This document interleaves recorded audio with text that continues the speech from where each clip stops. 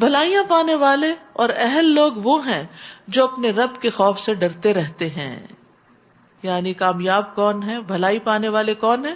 جن کے اندر رب کا خوف ہے، جو بہت سے گناہوں کو اللہ کے ڈر سے چھوڑ دیتے ہیں، اور جو اپنے رب کی آیات پر ایمان رکھتے ہیں، اور وہ اپنے رب کے ساتھ کسی کو شریک نہیں ٹھہراتے، اور وہ اللہ کی راہ میں دیتے ہیں جو بھی دیں، اور ان کے دلوں کو دھڑکا لگا رہتا ہے کہ وہ اپنے رب کے پاس لوٹ کے جانے والے ہیں. سبحان اللہ.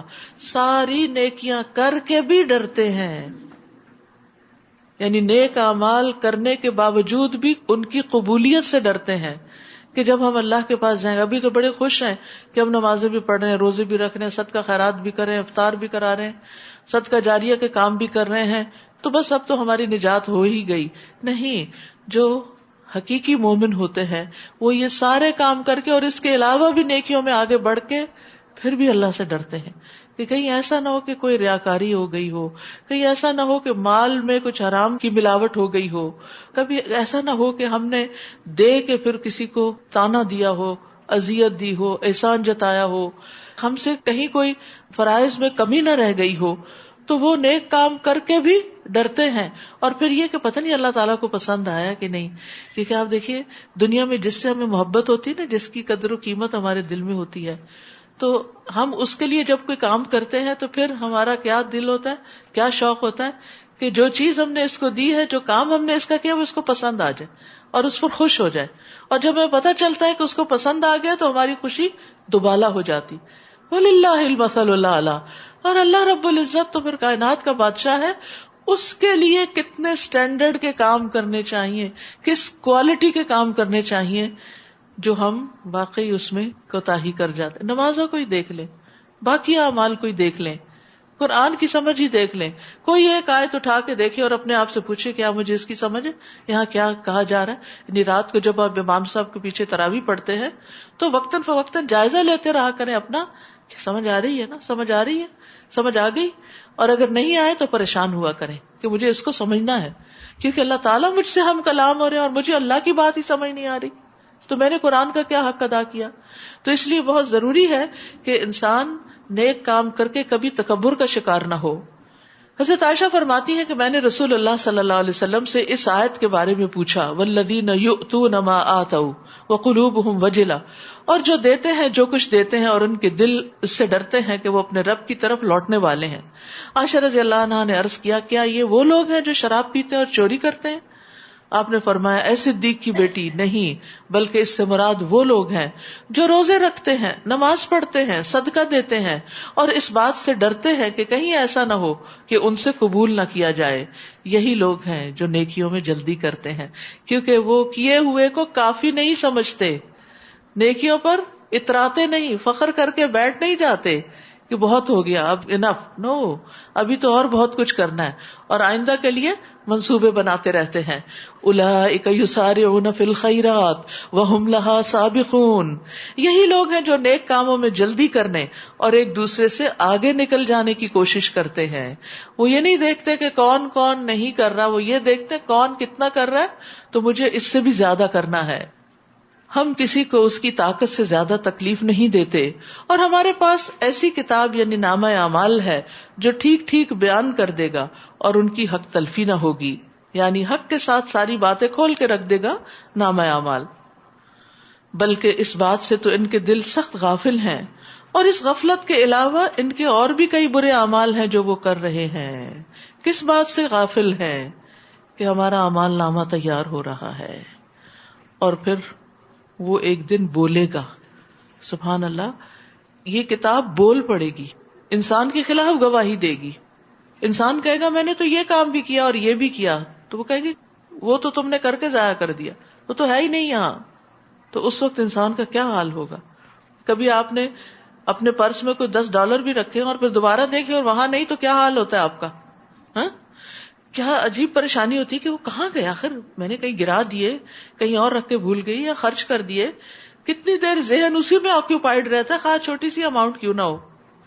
سوچئے اگر آج ہم $1000 بھی اللہ کے راستے میں دیتے اور کل وہ ہمارے اعمال نامے میں نکلتا ہی نہیں، کیا پریشانی ہوگی کہ وہ تو میں نے دیے تھے، زکات تو میں نے دی تھی، وہ گئی کہاں؟ صحیح جگہ نہیں دی تھی، پوری کیلکولیشن سے نہیں دی تھی، صدقہ کر کے احسان جتایا تھا، ریاکاری اور فخر کیا تھا، ختم، وہ نہیں ہے یہاں. اس وقت انسان کو اپنے اعمال کے اجر کی سب سے زیادہ ضرورت ہوگی. وہ جیسے سورۃ البقرہ میں اس بوڑھے شخص کی مثال دی گئی نا کہ جس کا باغ ہے اور عین بڑھاپے میں اولاد بھی کمزور ہے اور باغ ساری زندگی کا لگایا ہوا جل جائے. تو ہمیں نیک کام بھی کرنے لیکن ان کو سنبھالنا بھی ہے، صرف اللہ کی رضا کے لیے کرنا ہے، ان کی حفاظت کرنی ہے، ریاکاری سے بچنا ہے، احسان جتانے سے بچنا ہے، کام کر کے غلط باتوں سے بچنا ہے. کیونکہ بعض اوقات انسان اپنے منہ سے ایک غلط بات نکالتا ہے اور اس کے نتیجے میں اس کے سارے اعمال چٹ ہو جاتے ہیں، سب کے سب ضائع ہو جاتے ہیں اور اس کے پاس کچھ بھی نہیں رہتا. تو اس لیے زبان کی حفاظت بھی کرنی ہے. بعض اوقات ہم گھر والوں کے لیے پکاتے ہیں، ان کو کھلاتے ہیں، تھکتے ہیں، ہر چیز کرتے ہیں اور پھر ساتھ ہی کچھ تانے بھی کھلا دیتے ہیں، یعنی خالص غذا نہیں کھلاتے. تو اس کا نتیجہ کیا ہوتا ہے کہ یہ کرائے پہ پانی پھر جاتا ہے. یہاں تک کہ جب ہم ان کے عیاش لوگوں کو عذاب میں پکڑ لیں گے تو اس وقت وہ چیخنا چلانا شروع کر دیں گے. ہم کہیں گے آج چلاؤ مت، ہماری طرف سے تمہیں کوئی مدد نہیں ملے گی. ہم کہیں گے قد کانت آیاتی تتلا علیکم، میری آیات تم پر پڑھی جاتی تھیں، وکنتم علی اعقابکم تنکسون، تو تم اپنی ایڑیوں پر پلٹ جاتے تھے. یعنی آیات سن کر کورے کے کورے واپس چلے جاتے، اپنے گھمنڈ میں میری آیتوں کو افسانے سمجھتے تھے اور فضول باتیں کرتے تھے. یعنی اہل عرب قرآن سنتے، پھر کعبہ کے باہر بیٹھ کر اپنی ٹولیاں اور مجلسیں جماتے، پھر اس میں اکڑتے بگڑتے، قرآن پہ تنقید کرتے، راتوں کو بیٹھ کے قصے کہانیاں کرتے اور پھر قرآن کو چھوڑ دیتے تھے کہ یہ قابل قبول نہیں. کیا ان لوگوں نے اس کلام پر کبھی غور نہیں کیا؟ یا ان کے پاس کوئی ایسی بات آئی ہے جو ان کے آباء و اجداد کے پاس نہیں آئی تھی؟ یا انہوں نے اپنے رسول کو پہچانا ہی نہیں لہٰذا وہ اس کا انکار کر رہے ہیں. ابن عباس کہتے ہیں کہ اس کا مطلب یہ کہ کیا وہ محمد صلی اللہ علیہ وسلم کو پہچانتے نہیں تھے جب آپ چھوٹی عمر میں تھے اور جب بڑے ہوئے؟ اور کیا وہ آپ کے حسب نسب اور آپ کی صداقت، آپ کی امانت اور دیانت اور آپ کے عہدوں کو پورا کرنے کو نہیں جانتے تھے؟ ام لم یعرفوا رسولہم، کیا انہیں پتہ نہیں ان کا رسول کون ہے؟ ساری زندگی تو اس نے ان کے درمیان گزاری ہے، اس کا کردار اور اس کا اخلاق اور اس کی امانت اور اس کی صداقت سب کچھ ان کے سامنے ہے. سب کچھ جاننے کے باوجود پھر وہ آپ سے اعراض برت رہے ہیں، پھر آپ کو جھٹلا رہے ہیں. یا وہ یہ کہہ دیتے ہیں کہ اسے جنون ہے، جبکہ حقیقت یہ ہے کہ وہ ان کے پاس سچی بات لایا ہے، لیکن ان میں سے اکثر لوگ حق ہی کو پسند نہیں کرتے. اور اگر حق ان کی خواہشات کی پیروی کرتا تو یہ زمین اور آسمان اور ان میں جو کچھ ہے ان سب کا نظام درہم برہم ہو جاتا. بل اتیناہم بذکرہم، ہم ان کے پاس انہی کا ذکر لائے ہیں، یعنی قرآن میں انہی کا ذکر موجود ہے اور وہ اپنے ہی ذکر سے منہ موڑ رہے ہیں. حقیقت یہ ہے کہ قرآن انسان کی ساری نفسیات کو، حالات کو، عادات کو، اس کی اچھائیوں، خوبیوں، خرابیوں سب کو واضح کر کے بیان کرتا ہے. ایک آئینے کی طرح ہے جس میں ہم اپنا آپ دیکھ سکتے ہیں اور دیکھتے رہنا چاہیے قرآن سنتے ہوئے، قرآن پڑھتے ہوئے، کہ اس میں سے کوئی چیز ایسی تو نہیں کہ جو میرے اندر ہو. کوئی اچھائی مینشن کی گئی تو اس کو بھی اپنے اندر ڈھونڈے کہ کیا وہ ہے، اور اگر کوئی غلط عادت مینشن کی گئی تو اس کو بھی دیکھیں کہ کیا میرے اندر تو نہیں ہے. یا آپ ان سے کچھ مال مانگتے ہیں تو آپ کے لیے آپ کے رب کا دیا ہی بہتر ہے اور وہی بہترین رازق ہے. یعنی ایک داعی دین کے لیے وہ صلہ جو رب دیتا ہے وہ سب سے بہتر ہوتا ہے. اسے دین کی دعوت لوگوں سے مال حاصل کرنے کے لیے یا لوگوں سے فائدے اٹھانے کے لیے نہیں دینی چاہیے، کیونکہ فخراج ربک خیر وہو خیر الرازقین، جو صلہ، جو بدلہ اللہ کی طرف سے انسان کو ملتا ہے وہ سب سے بہترین ہے. وَإِنَّكَ لَتَدْعُوهُمْ إِلَىٰ صِرَاطٍ مُسْتَقِيمٍ، اور بلا شبہ آپ انہیں سیدھی راہ کی طرف بلاتے ہیں. اور جو لوگ آخرت پر ایمان نہیں رکھتے وہ اس سیدھی راہ سے ہٹ کر چلنا چاہتے ہیں، اور اگر ہم ان پر مہربانی کریں اور ان کی تکلیف کو دور کر دیں تو یہ اپنی سرکشی میں اور زیادہ بہکتے جائیں گے. وَلَقَدْ أَخَذْنَاهُمْ بِالْعَذَابِ فَمَا اسْتَكَانُوا لِرَبِّهِمْ وَمَا يَتَضَرَّعُونَ، اور ہم نے انہیں عذاب میں مبتلا کیا تو بھی یہ نہ اپنے رب کے سامنے جھکے اور نہ آہوزاری کی، یہاں تک کہ ہم نے ان پر سخت عذاب کا دروازہ کھول دیا تو اس حال میں وہ ہر بھلائی سے مایوس ہونے لگے۔ وہی تو ہے جس نے تمہیں کان، آنکھیں اور دل عطا کیے تاکہ تم سنو، دیکھو، غور کرو، مگر تم لوگ کم ہی شکر گزار ہوتے ہو۔ اور وہی ذات ہے جس نے تمہیں زمین میں پھیلا دیا اور اسی کی طرف تم اکٹھے کیے جاؤ گے۔ اور وہی ہے جو زندہ کرتا ہے اور موت دیتا ہے، اور رات اور دن کا باری باری آتے رہنا اسی کے قبضہ قدرت میں ہے۔ کیا تم کچھ بھی نہیں سمجھتے؟ یعنی یہ ساری اللہ کی طاقت کی نشانیاں ہیں کہ ساری قدرت کا مالک وہی ہے، بلکہ انہوں نے بھی وہی کچھ کہہ دیا جو ان کے پہلے کہہ چکے ہیں کہ جب ہم مر جائیں گے اور مٹی اور ہڈیاں ہو جائیں گے تو ہمیں پھر زندہ کر کے اٹھایا جائے گا۔ یہ بات تو ہمیں اور اس سے پیشتر ہمارے آباء و اجداد کو بھی کہی گئی تھی، یہ تو محض پرانے افسانے ہیں۔ آپ ان سے پوچھئے اگر تمہیں کچھ علم ہے تو بتاؤ کہ زمین اور جو کچھ اس میں ہے وہ کس کا ہے؟ وہ فوراً کہہ دیں گے کہ اللہ کا۔ آپ کہیے پھر تم نصیحت قبول کیوں نہیں کرتے؟ پھر ان سے پوچھئے 7 آسمانوں اور عرش عظیم کا مالک کون ہے؟ وہ کہہ دیں گے کہ یہ سب کچھ اللہ ہی کا ہے۔ آپ کہیے پھر تم اللہ سے ڈرتے کیوں نہیں؟ یعنی جس شخص کو یہ پتا ہو کہ اللہ سبحانہ وتعالیٰ اتنا بڑا ہے اور اتنا عظیم خلاق ہے کہ اس نے ایک نہیں 7 آسمان بنائے اور عرش عظیم بنایا، تو پھر تمہیں اس سے ڈر نہیں لگتا کہ وہ تمہیں پکڑ بھی سکتا ہے تمہاری غلط کاریوں پر؟ تو گویا اللہ کی معرفت اللہ کی خشیت میں اضافہ کرتی ہے، اور معرفت وہی معرفت ہے جس سے خوف پیدا ہو، خشیت آئے، اور ایسے ہی لوگ اصل میں علم والے ہوتے ہیں۔ پھر ان سے پوچھئے اگر تم جانتے ہو تو ہر چیز کی ملکیت کس کی ہے؟ من بیدہ ملکوت کل شیء، اور وہ کون ہے جو پناہ دیتا ہے مگر اس کے مقابلے میں کسی کو پناہ نہیں مل سکتی، یعنی اللہ ہی حفاظت کرتا ہے اور کوئی اللہ سے کسی کو چھڑا کے نہیں لے جا سکتا، اور کوئی اور اگر حفاظت کر رہا ہے تو اللہ تعالیٰ اس سے پکڑنے کی پوری قوت رکھتا ہے۔ یعنی جس کی مدد اور امن کا اللہ ارادہ کر لے تو اللہ کی مدد اور اس کے امن کے فراہم کرنے سے اسے کوئی دور کرنے والا نہیں۔ سیقولون للہ قل فأنا تسحرون، وہ فوراً کہیں گے کہ اللہ ہی ہے۔ آپ کہیے پھر تم پر کہاں سے جادو چل جاتا ہے؟ بلکہ ہم تو ان کے پاس حق لے کر آئے ہیں اور یقیناً یہی جھوٹے ہیں۔ اللہ تعالیٰ نے کسی کو اپنی اولاد نہیں بنایا اور نہ ہی اس کے ساتھ کوئی اور الہ ہے۔ اگر ایسی بات ہوتی تو ہر الہ اپنی مخلوق کو لے کر الگ ہو جاتا اور ان میں سے ہر ایک دوسرے پہ غالب آنے کی کوشش کرتا۔ اللہ تعالیٰ تو ان باتوں سے پاک ہے جو یہ لوگ بیان کرتے ہیں۔ گویا دوسرے لفظوں میں کائنات کا انتظام جو اتنے سکون کے ساتھ چل رہا ہے، یہ اس بات کی بذات خود دلیل ہے کہ اس کا کنٹرول ایک ہستی کے پاس۔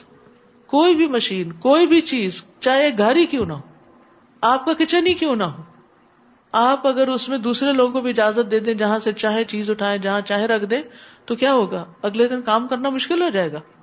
تو ایک گھر کی مالکہ جو ہوتی ہے وہ ہر چیز کو ایک خاص سرکل میں لے کے چلتی ہے اور کسی دوسرے کی مداخلت برداشت نہیں کرتی، کیونکہ اس سے فساد ہوتا ہے، لڑائی جھگڑا ہوتا ہے۔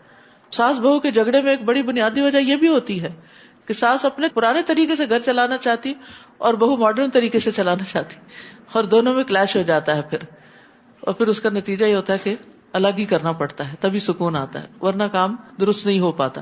تو یہی بات یہاں سمجھائی جا رہی ہے کہ اگر کائنات میں 2 الہ ہوتے تو پھر یہ سب کچھ اس طرح نہ چلتا، ہر ایک اپنی خدائی لے کے الگ ہوتا اور پھر ایک دوسرے پہ چڑھائی کرتا۔ جس طرح زمین پہ مختلف ممالک آپس میں لڑ جھگڑ رہے ہیں، جو پاورفل ہے وہ کمزور کو دبا رہا ہے، تو ایسے ہی پھر آسمانوں پر بھی ہوتا اور تم یہاں جی نہ سکتے، چین سے نہ بیٹھ سکتے۔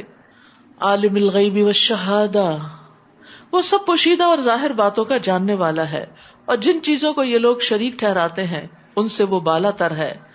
اے پیغمبر آپ دعا کیجئے، اے میرے رب جس عذاب کی انہیں دھمکی دی جا رہی ہے، اگر وہ میری موجودگی پر آ جائے تو اے رب مجھے ان ظالموں میں شامل نہ کرنا۔ یعنی کفار مکہ کی مسلسل انکار کی وجہ سے نبی صلی اللہ علیہ وسلم کو پریشانی لاحق ہو گئی تھی کہ کہیں ایسا نہ ہو کہ جس طرح پچھلی قوموں پر عذاب آیا تھا اس قوم کو بھی عذاب نہ لے ڈوبے۔ تو اللہ تعالیٰ سے دعا کر رہے کہ اگر آپ نے ان کے عذاب کا فیصلہ کر لیا تو مجھے اس میں شامل نہ کرنا۔ اور جس عذاب کی انہیں دھمکی دی جا رہی ہے وہ عذاب آپ کو دکھانے پر ہم پوری قدرت رکھتے ہیں. ادفع باللتی ہی احسن السیئہ نحن اعلم بما یصفون. آپ ان کے جواب میں بھی ایسی بات کہیے جو بہت اچھی ہو. جو کچھ یہ لوگ بیان کرتے ہیں ہم اسے خوب جانتے ہیں. نیز یہ دعا کرتے رہیے کہ اے رب میں شیطان کی اکساہٹوں سے تیری پناہ مانگتا ہوں. کس کو کہا جا رہا ہے؟ نبی صلی اللہ علیہ وسلم کو کہا جا رہا ہے. اور اس میں سبق ہمارے لیے بھی ہے. وَأَعُوذُ بِكَ رَبِّ أَن يَحْضُرُونَ. اور اس بات سے بھی تیری پناہ مانگتا ہوں کہ وہ میرے پاس بھی پھٹکے. کتنی خوبصورت دعا ہے. یعنی اس بات سے مجھے بچانا کہ وہ مجھے بہکائے، اور یہ کہ شیطان میرے پاس بھی آئے. تو یہ جو ہمزات ہیں یہ شیطان کے ہمزات ہیں. اور ہمزات کیا ہیں؟ قرطبی کہتے ہیں غضب کے وہ حملے، غصے کے وہ حملے جن میں انسان اپنے اوپر قابو نہیں رکھ سکتا. یہ ہمزات ہیں. کیونکہ شیطان جو ہے وہ انسان کو دیکھتا رہتا ہے کہ یہ کب ویک پڑتا ہے، کمزور کب پڑتا ہے. تو انسان کے اوپر جب اس کی خواہشات غالب آ جاتی ہیں، کسی چیز کی محبت غالب آ جاتی ہے تو کمزور پڑ جاتا ہے. جیسے بچوں کے معاملے میں، بیوی کے معاملے میں بہت سے اصولوں کو کمپرومائز کر دیتا ہے. جب اس پر غم غالب آتا ہے تو وہ کمزور پڑ جاتا ہے. اسی لیے شیطان کا پسندیدہ کام کیا ہے؟ انسان کو غمگین رکھنا، ڈپریشن میں رکھنا. جب انسان شدید غصے میں آتا ہے تو انسان اپنے اوپر بھی قابو نہیں پاتا، کمزور پڑ جاتا ہے. تو شیطان آ کے کنٹرول کر لیتا ہے. تو اس لیے انسان کوشش کرے کہ ان انتہائی جذباتی لمحات میں، چاہے محبت ہو، غم ہو، خوشی ہو اور باقی جذبات ہوں، ان سب میں کمزور نہ پڑے.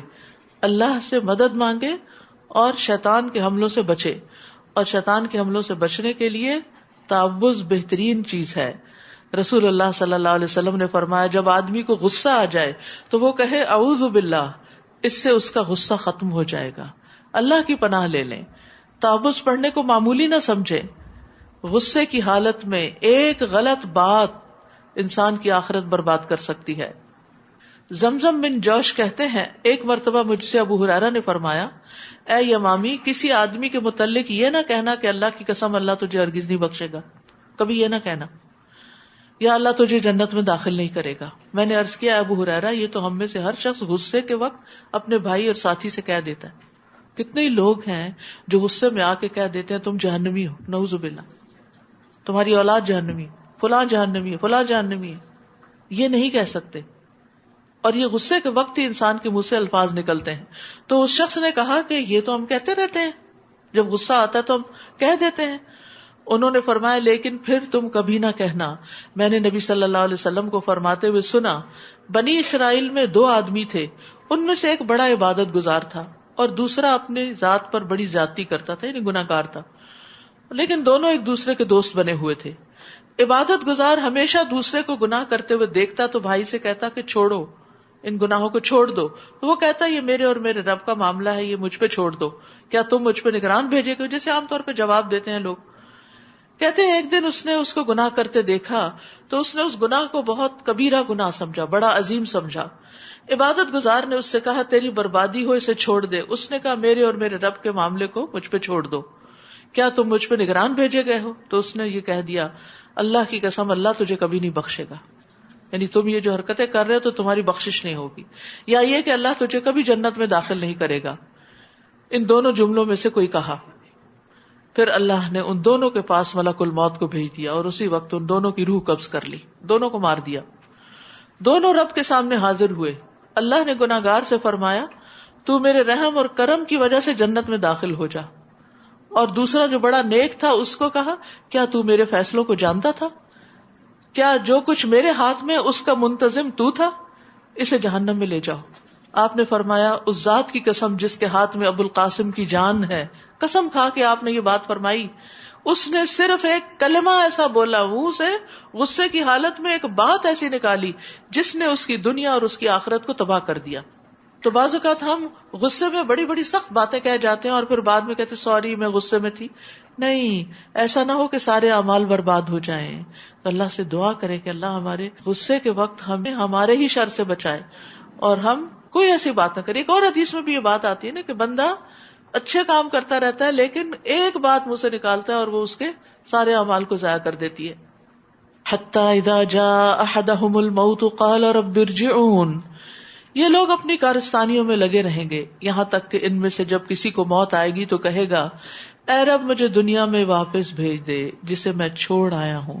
امید ہے کہ اب میں نیک عمل کروں گا. موت کے وقت ہر انسان کی حسرت ہوگی واپس جاؤں کچھ اچھے کام کر لوں. اور آج وقت ہے اور آج ہم کچھ کرتے نہیں, اس وقت کو لغویات میں ضائع کر دیتے ہیں. اللہ تعالیٰ فرمائیں گے ایسا ہرگز نہیں ہو سکتا, یہ تو بس ایک بات ہوگی جسے اس نے کہہ دیا. اور ان مرنے والوں کے درمیان دوبارہ جی اٹھنے کے دن تک ایک آڑ حائل ہوگی, برزخ, پردہ یعنی آڑ, حجاب, دنیا اور آخرت کے بیچ میں. یعنی مرنے کے بعد انسان کے دنیا کے بیچ میں اور اس کے بیچ میں ایک پردہ آ جاتا ہے, وہ واپس نہیں آ سکتا, کوئی کام نیکی کا دوبارہ نہیں کر سکتا. پھر جب سور پھونکا جائے گا تو ان کے درمیان کوئی رشتہ نہ رہے گا اور نہ ہی اس دن کوئی ایک دوسرے کا حال پوچھے گا. یہ نفخہ اولا میں گھبراہٹ کا عالم ہے. پہلا سور جب پھونکا جائے گا تو سارے انساب کٹ جائیں گے, سارے رشتہ دار ایک دوسرے کے لیے اجنبی ہو جائیں گے. اور یاد رکھیے سور پھونکنے والا فرشتہ جو ہے وہ جب سے پیدا ہوا ہے اس نے اپنے منہ سے سور لگا رکھا ہے, پیشانی جھکا رکھی ہے, کان متوجہ کر رکھے ہیں کہ کب اسے حکم ہوتا ہے کہ وہ اس میں پھونکے. تو جب صحابہ نے یہ سنا تو بہت گھبرا گئے, تو آپ نے فرمایا کہو حسبنا اللہ و نعم الوکیل علی اللہ توکلنا. ایسے گھبراہٹ کے عالم میں, ایسے مشکل وقت میں صرف اللہ ہی کی مدد کافی ہے, اللہ ہی مدد کر سکتا ہے. رسول اللہ صلی اللہ علیہ وسلم نے فرمایا سور پھونکنے والے فرشتے کو جب سے یہ ذمہ داری دی گئی ہے وہ تب سے تیار حالت میں اپنی آنکھیں عرش کی طرف لگائے ہوئے ہے, ریڈی, اس بات سے ڈرتے ہوئے کہ کہیں حکم ملنے سے پیشتر اس کی نگاہ ادھر ادھر نہ ہو جائے. وہ اپنی نگاہ بھی نہیں جھپکاتا, وہ مسلسل عرش کی طرف دیکھ رہا ہے, گویا اس کی آنکھیں دو روشن ستارے ہیں اور مسلسل انتظار میں کہ کب حکم ہو اور وہ کام تمام کر دے. وَمَن ثَقُلَتْ مَوَازِينُهُ فَأُولَئِكَ هُمُ الْمُفْلِحُونَ. اس دن جن کے پلڑے بھاری ہوں گے تو وہ کامیاب ہوں گے, تو جن کے نامہ اعمال وزنی ہوں گے یعنی نیکیاں زیادہ ہوں گی. یاد رکھیے جس کی ایک بھی نیکی زیادہ ہو گئی, ایک بھی, جسٹ ون سنگل نیکی, تو اس پر بھی وہ کامیاب ہو جائے گا. حتیٰ کہ قرطبی کی ایک روایت میں آتا ہے کہ صوابہ جو جوہ کا انڈا ہوتا ہے اتنی بھی نیکی اگر کسی کی زیادہ ہوگی تو وہ کامیاب ہو جائے گا. تو اس لیے دنیا میں چھوٹی سے چھوٹی نیکی کرتے وقت بھی بخل نہیں کرنا چاہیے, کرتے جانا چاہیے. یعنی جب بھی وقت ہو تسبیحات, اذکار, نیکی کا جو حالات کے مطابق, سچویشن کے مطابق موقع ہو وہ کر لے انسان, یا کسی کو تکلیف سے بچانے کا موقع ہو تو تکلیف سے بچائے. تو یہ ساری چیزیں انسان کے نامہ اعمال میں درج ہو رہی ہیں اور اس دن ایک نیکی کے لیے بھی انسان ترس رہا ہوگا. وَمَنْ خَفَّتْ مَوَازِينُهُ, اور جن کے پلڑے ہلکے ہوں گے تو یہی وہ لوگ ہیں جنہوں نے اپنے آپ کو خسارے میں رکھا, نیکیوں کی طرف توجہ ہی نہیں کی, وہ ہمیشہ جہنم میں رہیں گے. تلفح وجوہہم النار وہم فیہا کالحون, جہنم کی آگ ان کے چہروں کو جھلس دے گی اور ان کے جبڑے باہر نکلے ہوں گے. یعنی جب آگ چہرے پہ پڑے گی تو جلد سکڑ جائے گی, اور جس طرح بھنی ہوئی سری دیکھیے کہ اس کے دانت نکل آتے ہیں, ایسے ہی جبڑے باہر نکل آئیں گے سکڑ کے چہرہ. انہیں کہا جائے گا کیا تم پر میری آیات نہیں پڑھی جاتی تھی تو تم انہیں جھٹلا دیا کرتے تھے, یعنی ان پر ایمان نہیں لاتے تھے, ان کے مطابق عمل نہیں کرتے تھے. وہ کہیں گے اے ہمارے رب, ہم پر ہماری بدبختی غالب آ گئی تھی اور ہم واقعی گمراہ لوگ تھے. بدبختی کیا ہے کہ ہماری لذتیں اور خواہشات ہم پہ غالب آ گئیں اور ہم انہی کے پیچھے چلتے رہے. ربنا اخرجنا منها فإن عدنا فإنا ظالمون. اے رب ہمیں اس آگ سے نکال, اگر ہم دوبارہ ایسا قصور کریں تو واقعی ہم ظالم ٹھہرے. قال اخسؤوا فيها ولا تكلمون. اللہ تعالیٰ فرمائے گا مجھ سے دور ہی رہو اور اسی آگ میں پڑے رہو اور مجھ سے کوئی بات مت کرو. اللہ تعالیٰ ان سے کلام بھی نہیں کرنا چاہے گا. ان کا اتنا بڑا کیا جرم ہوگا جس کی وجہ سے اتنا شدید غضب نازل ہوگا ان پر. فرمایا انہ کان فریق من عبادی یقولون ربنا آمنا فاغفر لنا وارحمنا وانت خیر الراحمین. کہ جب میرے کچھ بندے یہ کہتے تھے کہ اے ہمارے رب ہمیں بخش دے، ہم پہ رحم فرما، کیونکہ تو ہی سب سے بہتر رحم کرنے والا ہے، فاتخذتموہم سخریا، تو تم لوگ ان کا مذاق اڑاتے تھے. اللہ کی طرف رجوع کرنے والوں، دعائیں کرنے والوں کا تم مذاق کرتے تھے، حتیٰ کہ ان کے ساتھ اس مشغلے نے تمہیں میری یاد بھی بھلا دی اور تم ان پر ہنسا کرتے تھے. یہ ہے ان کا جرم، نیک لوگوں پر ہنسنا، کسی کی نیکی کا مذاق اڑانا اور اللہ کو بھول جانا اور دین کے شاعر کا مذاق اڑانا. یہ بہت بڑا جرم ہے جس پر انسان کے لیے جہنم کی ہمیشگی کی سزا ہے. یعنی دین ہنسی مذاق کی چیز نہیں ہے. وما هو بالہزل، یہ ایک سنجیدہ کلام ہے، یہ ایک سنجیدہ بات ہے اور اس پر عمل کرنا ضروری ہے. یعنی کبھی دینی شاعر کا مذاق نہ اڑائیں. آج میں نے انہیں ان کے صبر کا بدلہ دے دیا ہے، بلا شبہ وہی کامیاب رہے ہیں. قال کم لبثتم فی الارض عدد سنین، پھر اللہ تعالیٰ ان سے پوچھے گا بتاؤ تم کتنے سال زمین میں رہے. قالوا لبثنا یوما او بعد یوم فاسأل العادین، وہ کہیں گے یہی کوئی ایک دن یا اس کا کچھ حصہ. اتنی لمبی لمبی زندگی، 60-70 سال کی زندگی، ایک دن یا دن کا بھی کچھ حصہ. اور یہ بات تو شمار کرنے والوں سے پوچھ لیجئے، یعنی اپنے ساتھ اوروں کو بھی گواہ لا رہے ہوں گے کہ ہم سچ کہہ رہے ہیں. اللہ تعالیٰ فرمائے گا واقعی تم تھوڑا ہی عرصہ وہاں ٹھہرے، کاش تم نے یہ اس وقت جانا ہوتا. اگر دیکھا جائے تو آخرت کا ایک دن 50,000 سال کے برابر ہے، اور پھر جو فیصلے کے بعد کی زندگی شروع ہوگی وہ تو کبھی ختم ہی نہیں ہوگی.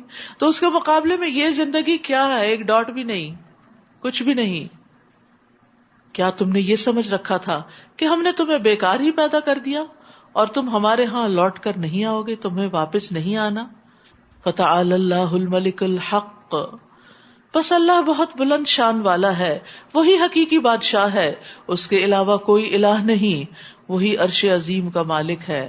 اور جو شخص اللہ کے ساتھ کسی اور کو الہ پکارتا ہے جس کی اس کے پاس کوئی دلیل نہیں، تو اس کا حساب اس کے رب کے ذمہ ہے. ایسے کافر کبھی کامیاب نہ ہوں گے.